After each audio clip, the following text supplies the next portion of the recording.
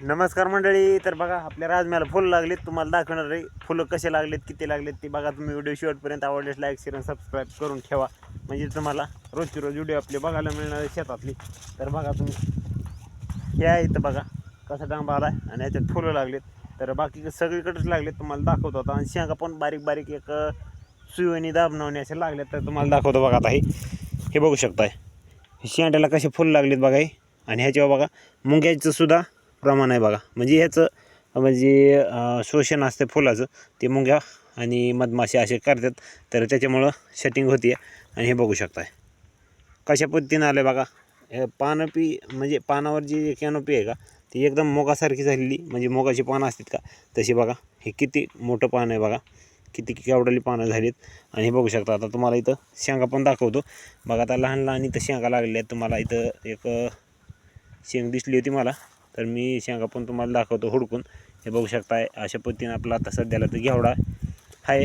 आणि सगळ्याच घेवड्याला जवळजवळ फुलं आली आहेत. आणि बघा ह्याच्यामध्ये एक असा प्रकार असतो बघा, तुम्हाला दाखवतो. तर गेल्या वर्षी आपला हे घेवडा आहे का बघू शकता. हे तर असा नसावा लागतो मित्रांनो, कारण ह्याला एक तर लागत नाही आणि नंतर लागलं तर उंदरं त्रास देतात. कारण यालाचं जी वाण आहे ते यालाचं वाण हे. तर नाही तर तेवढे तर कुठं कुठं आहेत बघा, तुम्हाला दाखवतो बघा. इथं पण आहे अजून, ह्या काही ही एक येईल. तर गेल्या वर्षी असं होतं, त्याच्यामुळं आपल्याला उतारा आलेला नव्हता मित्रांनो. आणि हे बघू शकता इथं थोडं पिवळं दिसतंय का तुम्हाला हे. तर हे इथं आपलं सोयाबीनचं हे भुसा इथं पडलेला होता बघा, ती त्याच्यामुळं पिवळं दिसायला लागले. आता ह्याला थोडंसं काढून खत थोडं मारावं लागेल, एक टोपलं आणून. बाकीचं बघा किती काळुंकी पडलेली आणि व्यवस्थित असं फुलं लागलेली आहेत मित्रांनो. आणि दिवस मावळा गेला आहे तुम्ही बघू शकता हे. आणि ह्या दिवस मावळाच्या टायमिंगला सुद्धा बघा किती कॅनोपी हे सगळं व्यवस्थित असं दिसायलं.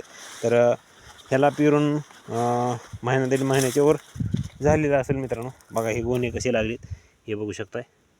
मस्तपैकी असं सगळी सेटिंग व्हायला लागली. तर मित्रांनो हे पीक जर म्हणला तर बघा जवळजवळ 3 महिन्यामध्ये ह्याची हार्वेस्टिंग होऊन जाते सगळी.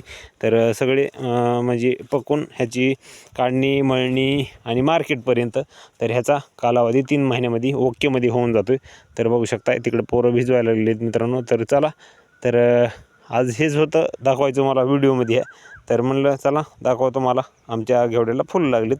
तर चला भेटू दुसऱ्या व्हिडिओमध्ये, तोपर्यंत रामकृष्ण हरी.